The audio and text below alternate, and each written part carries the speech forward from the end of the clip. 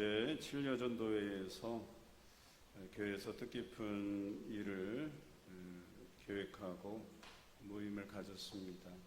설교 전에 사진 몇 개 보겠습니다.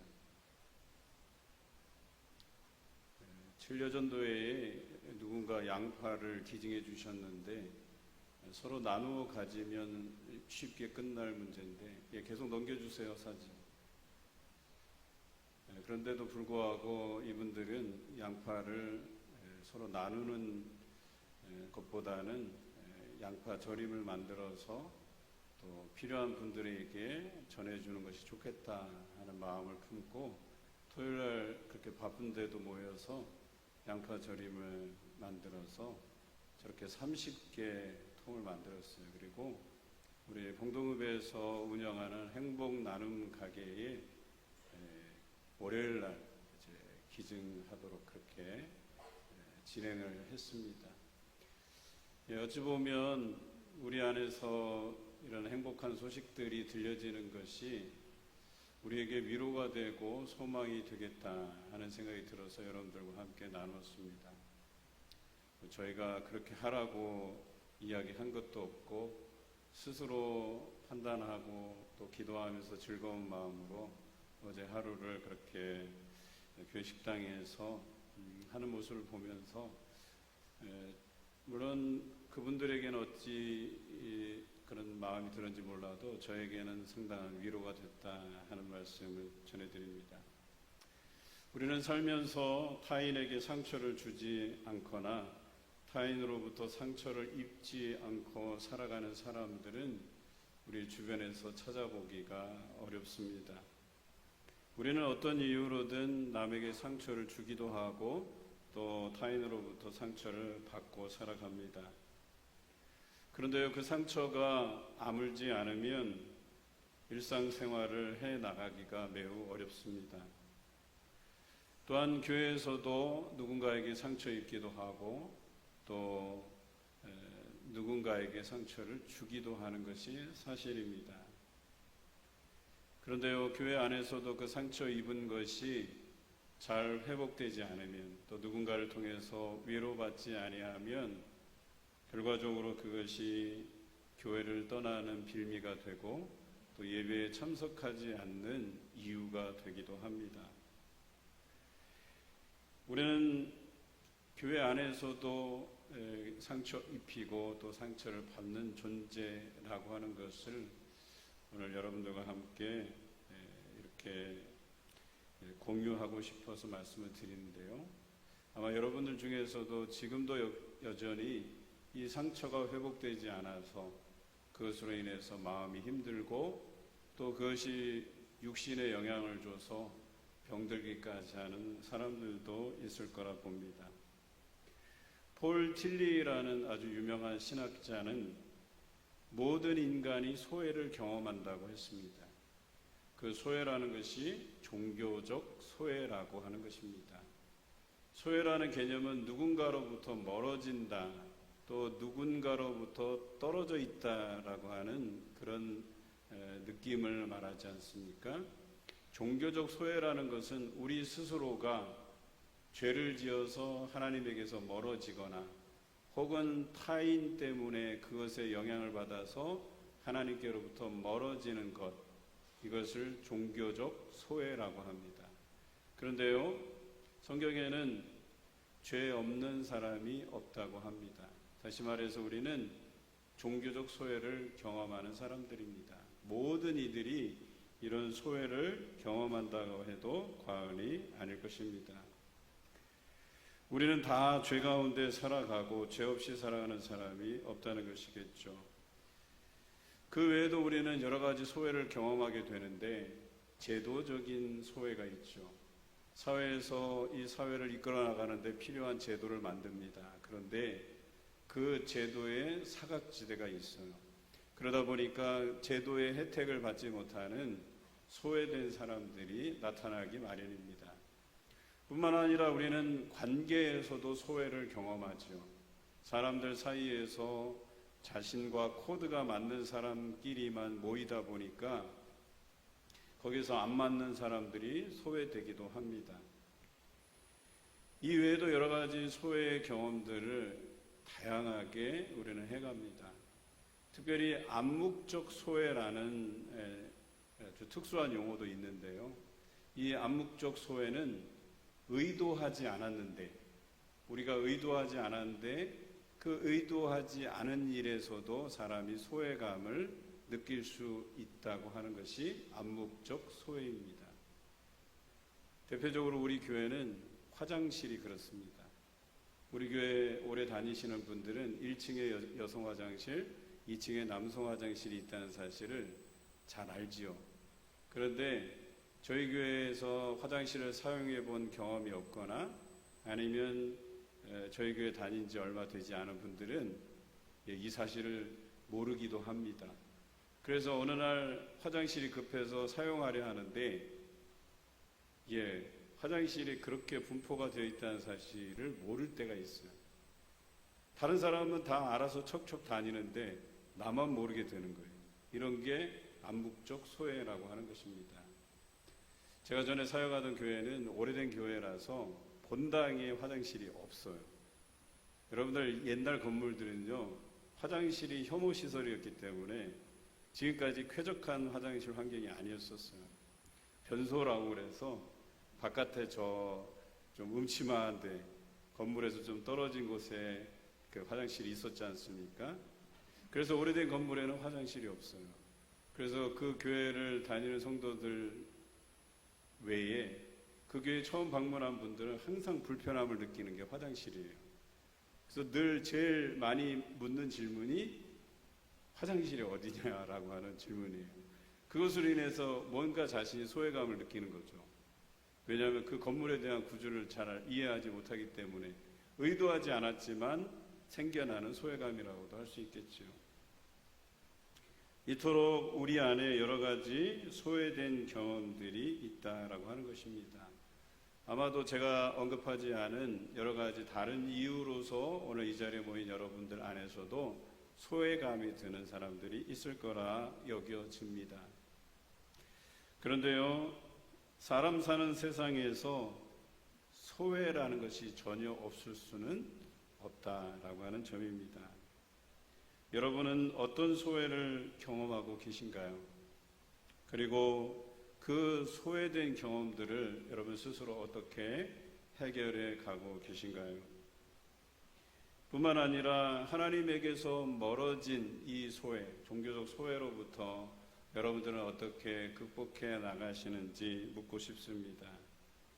이렇듯 모든 사람이 소외를 경험하고 종교적 소외로부터 제도적, 관계적, 암묵적, 그 밖에도 여러 가지 이유로 우리가 소외를 경험하게 되는데, 여러분, 이 소외가 해결되지 않으면 그 공동체가 싫어지고 결과적으로는 그 공동체를 떠나게 되는 일이 일어납니다. 제가 두류대학에서 박사학 논문을 썼잖아요. 그 논문의 제목이 교회 내에서 일어나는 인간 소외에 관한 연구입니다. 지금 앞에서 제가 소개해드린 것은 제가 임상을 통해서 또 질문지를 통해서 박사 논문을 쓸 때 연구한 내용이에요. 그래서 교회가 성장하고 부흥하기 위해서 가급적이면 교회 내에서 인간 소외가 발생하지 않도록 우리가 배려하고 하는 것에 힘쓰자라는 내용입니다.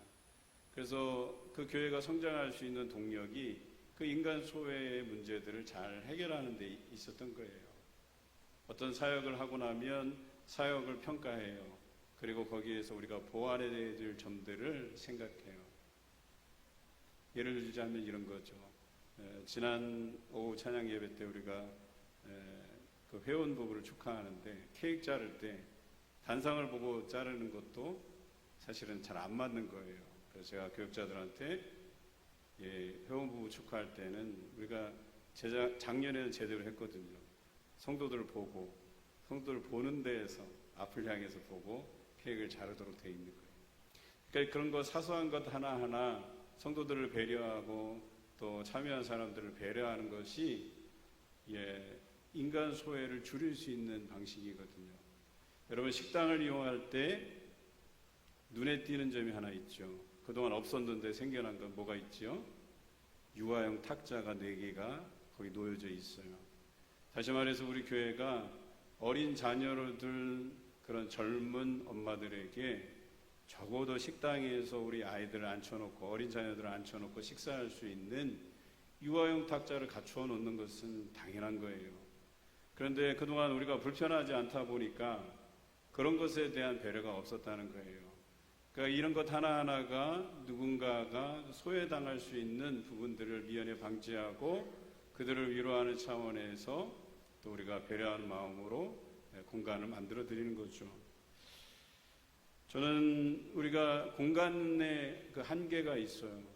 어떤 특정한 사람들을 위한 공간이 아니라 성도들을 배려하고 여러분들을 위한 많은 공간들이 생겨나고 또 어린 젖먹이들 또 기저귀 가는 그런 공간들도 또 우리가 마련해야 되고 시급한 것들이 참 많이 있어요. 이런 것들이 바로 인간 소외를 줄여갈 수 있는 방법이거든요. 물론 교회가 그런 것들을 다 감당할 수는 없어요. 하지만 우리가 할 수 있는 것 한 가지씩 찾다 보면 이런 인간 소외에 대한 부분들에 대해서 우리가 조금 보완해 갈 수 있고 교회가 더 나은 방향으로 가지 않을까 하는 생각들을 해보는 것이죠. 오늘 이런 소외된 사람들을 향한 하나님의 위로가 있습니다. 하나님께서는 여러분이 상처 입고 이 상처가 해결되지 않아서 교회를 떠나는 일이 발생하는 걸 원하지 않으세요. 우리 하나님께서는 그래서 오늘 본문에 있는 것처럼 그들에게 은혜의 해와 보복의 날을 선포하신다라고 기록되어 있어요. 하나님께서 여러분에게 위로의 마음을 주신다는 거예요. 이것은 사람에게서 얻을 수 있는 위로가 아니라는 겁니다. 오직 하나님께서만 우리를 위로해 주시고 해결해 주실 분이시기 때문에 그렇습니다.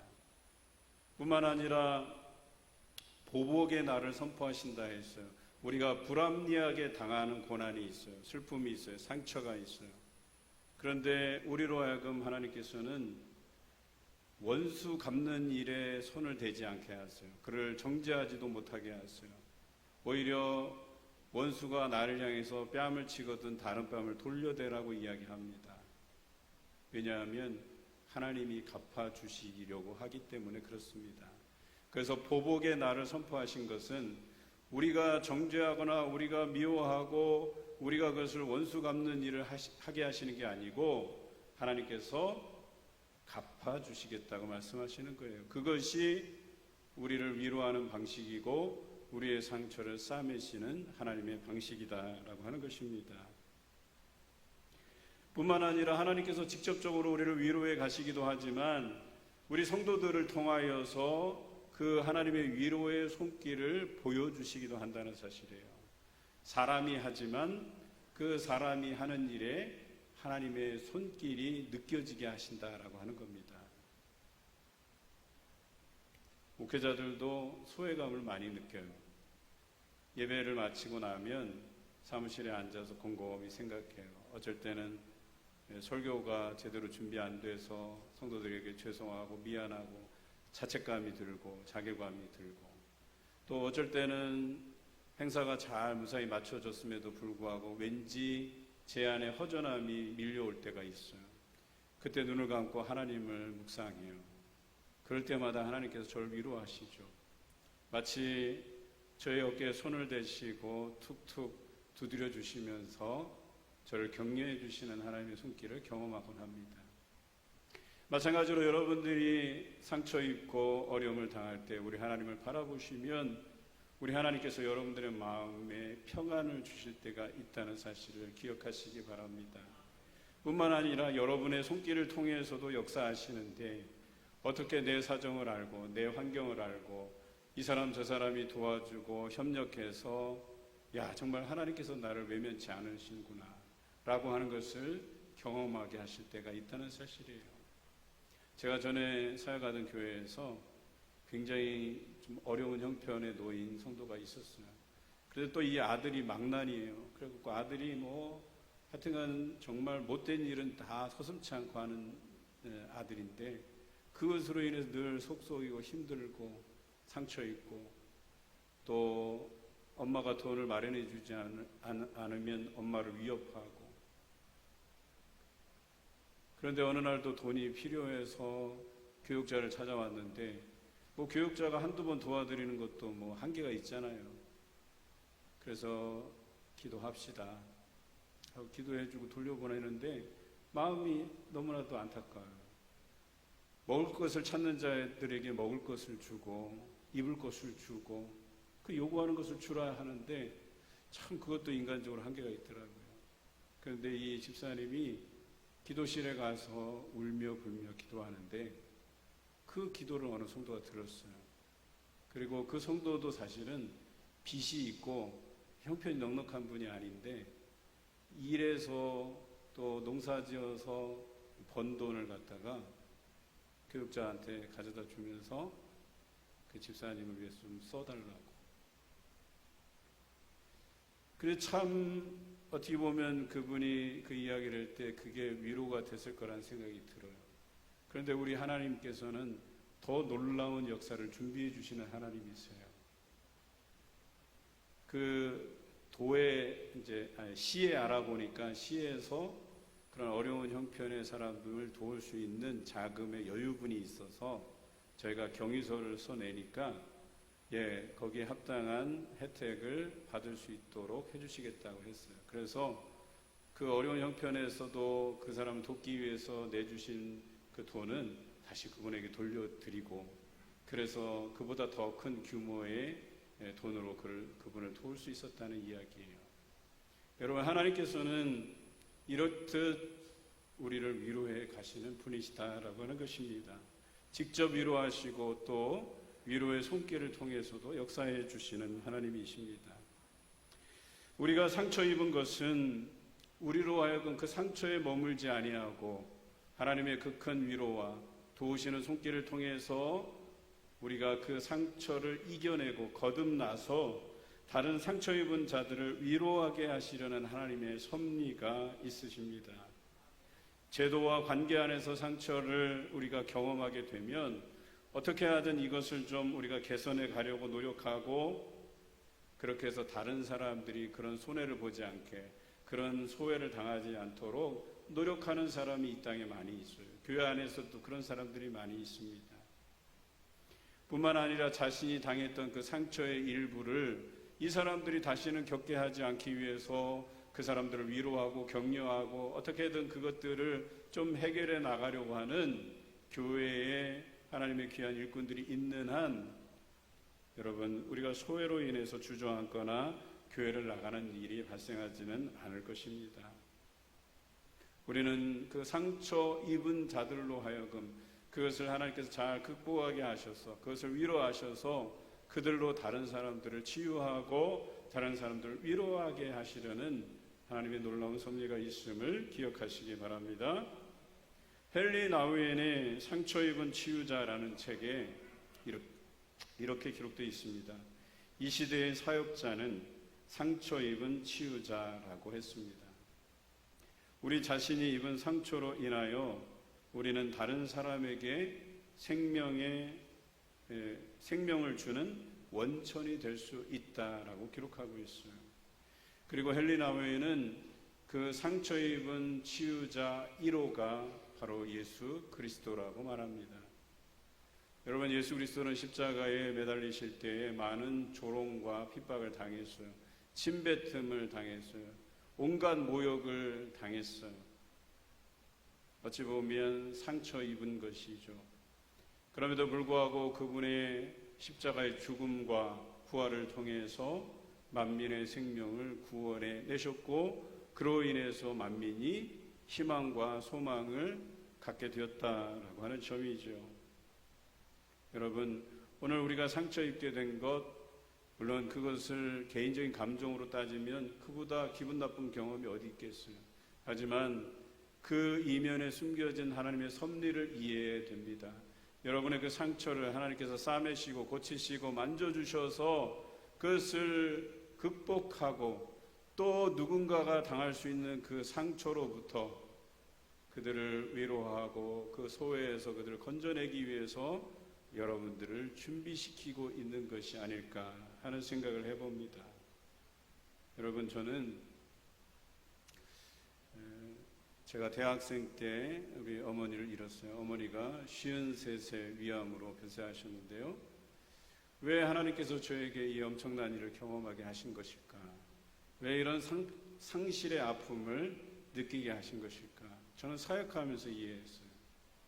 우리 성도들 가운데 자녀를 잃고 사랑하는 남편, 사랑하는 아내를 잃은 사람들이 있어요. 적어도 이런 사람들의 마음의 심정을 조금이라도 목회자가 이해할 수 있도록 저에게 예비시켜 주신 것이 아닐까 하는 생각이 들더군요. 그래서 뭔가 그들을 위해서 장례식뿐만 아니라 전화를 하고 또 말을 건네더라도 거기에 마음을 담아서 설교를 하고 마음을 담아서 말을 건넬 수 있겠더라고요. 뿐만 아니라 저는 우리 아내를 만나기 전에 사귀던 여성이 있었는데 헤어졌어요. 헤어졌다기보다 속된 말로 차였어요. 그런데 왜 하나님께서 이런 이별을 나에게 경험하게 하시는 걸까? 제가 청년 사역을 하면서 알았어요. 청년들이 잘 헤어지잖아요. 만나고 헤어지고. 그런데 그 헤어지는 아픔이 굉장히 큰 타격이에요. 보통은 헤어지면 둘 다 교회를 나가거나 한 명은 교회를 나가는 사례가 빈번해요. 그런데 그들을 데려다 놓고 면담하고 너희의 감정이 지금 어떤 감정이고 이런 감정의 과정을 제가 잘 설명해 줬어요. 처음에는 나 때문에 헤어진 것 같죠. 그래서 나에게 책임을 돌려요. 그래서 그 기분을 이해해 주고 또 시간이 지나고 나면 나는 할 만큼 했는데 그 감정이 다시 배신감으로 바뀌어요. 그래서 나를 차버린 그 사람이 미워지는 감정이 일어나요. 그런 감정을 좀 다스려 주고 그리고 그에게 말하죠. 이런 감정의 과정을 통해서 내가 중립적인 감정이 들 때가 있다. 그래야지만 이 문제가 제대로 해결된다. 그래서 그 배신감이 어느 순간에 사그러들고 이제 그것이 과거의 추억으로 남겨지는 중립적인 감정이 들게 돼요. 이런 것들을 몸소 체험하고 나서야 우리 청년들을 이해하고 사역하는 데 도움이 됐다는 사실이죠. 여러분이 상처 입은 것에 대해서는 하나님의 크신 놀라운 섭리가 있다는 것을 기억하시기 바라요. 고통당하는 사람을 돕기 위해 우리가 현재 처한 혼란과 절망으로부터 빠져나오려고 힘쓰며 주님의 위로를 기다리며 또 그 위로를 위안 삼고 오늘을 버텨내는 사람들이 바로 여러분들입니다. 여러분 쉽게 주저앉지 마시기 바라요. 여러분 쉽게 교회를 떠나는 어리석은 행동을 하지 마시기 바라요. 거기에는 여러분들을 통해서 하나님께서 하시려는 새로운 계획이 있으심을 깨달으시기 바랍니다. 우리는 모두가 다 상처를 경험한 사람들입니다. 종교적 소외로부터 제도에서 관계에서 암묵적으로 여러 다양한 부분에서 소외를 경험하고 상처 입은 자들에게 하나님의 위로와 예수 그리스도의 사랑 바로 이것을 여러분들로 경험케 하시고 그들에게 이런 동일한 하나님의 은혜 예수 그리스도의 사랑 성령의 충만함을 전하는 여러분 되시길 주님의 이름으로 기원합니다. 하나님께서 우리를 위로하시면 목적이 있습니다. 우리로 하나님께 영광을 돌리시게 하기 위함입니다. 우리의 상처를 싸매심으로 하나님의 능력을 많은 사람에게 나타내려 하심입니다. 때로는 사람의 힘으로 위로가 안 될 때가 있어요. 아무리 위로하려 들려고 해도 안 될 때가 있다는 사실이에요. 여러분 이때는 주님의 위로하심이 임해야 돼요. 그분의 손길을 통해서만 위로받을 수 있는 사람들이에요. 그분들에게 이런 하나님의 손길이 경험되고 그리고 나서 모든 사람이 불가능하다고 안 된다고 할 때 하나님께서 그 능력의 손으로 만져주실 때에 그것으로 인해서 그가 회복된다면 여러분 그 하나님의 놀라운 손길이 많은 사람에게 나타나여질 것이다 라고 하는 것이죠. 이 일에 여러분들이 사용되기를 원하세요. 여러분 중에서 혹시 여전히 해결되지 않는 이 소외감, 이 상처가 있으시다 하면 하나님께 구하시기 바랍니다. 하나님께서 여러분에게 놀라운 손길로 여러분을 위로해 주실 것입니다. 그 위로하심이 많은 사람에게 나타내게 하려 하실 것입니다. 그래서 다시금 여러분들이 또 누군가를 위해서 그 위로자로서 또 치유자로서 살아가시길 바라실 것입니다. 여러분, 여기에는 큰 차이가 있어요. 나는 여전히 소외감을 느끼며 살아가고 있는 사람인지, 아니면 이 소외감을 하나님의 큰 위로하심으로 극복하고 이제는 여러분이 치유자로서 하나님이 보내신 위로의 그 손길을 전하는 자들로서 살아가고 있는지, 여러분, 이거는 신앙의 큰 차이입니다. 오늘 여러분은 어떠십니까? 올 한 해 여러분 신앙이 성장하고 계십니까? 저는 이 성장의 척도가 여기에 있다고 봅니다. 그저 위로받는 위치에만 서 있는지, 아니면 이제 여러분들이 누군가를 위해서 위로하고 누군가에게 희망이 되어주고 누군가에게 용기를 전해줄 수 있는 위로자의 위치에 서 있는지, 이것이 여러분의 신앙을 가름합니다. 적어도 여러분이 그런 상처 입은 자들을 위로하는 일에, 하나님의 손길이 나타나게 하는 일에 사용되는, 또 쓰임받는 귀한 일꾼이시길 주님의 이름으로 기원합니다. 하나님께서 내가 누구를 보내며 누가 우리를 위하여 갈고 물으실 때에 내가 여기 있나이다 나를 보내소서라고 답변한 선지자가 이사야입니다. 오늘 이 본문이 바로 이사야가 쓴 글입니다. 오늘 하나님께서는 이사야를 통해서 죄 가운데 있는 이스라엘 백성들을 구원해 내시려고 하였고, 또 그들에게 심판이 선포되었을 때에 그들을 위로하시기 위해서 보낸 선지자가 예레미야 선지자고 에스겔 선지자 아닙니까? 여러분, 하나님께서는 부단히 여러분들을 위로하시길 원하십니다. 이 시대에 죄 가운데 있고 소외로 인해 상처받은 사람들에게 다가서서 하나님의 위로, 예수님의 사랑, 성령의 충만함을 전하시는 여러분 모두가 되게 하실 줄로 믿습니다.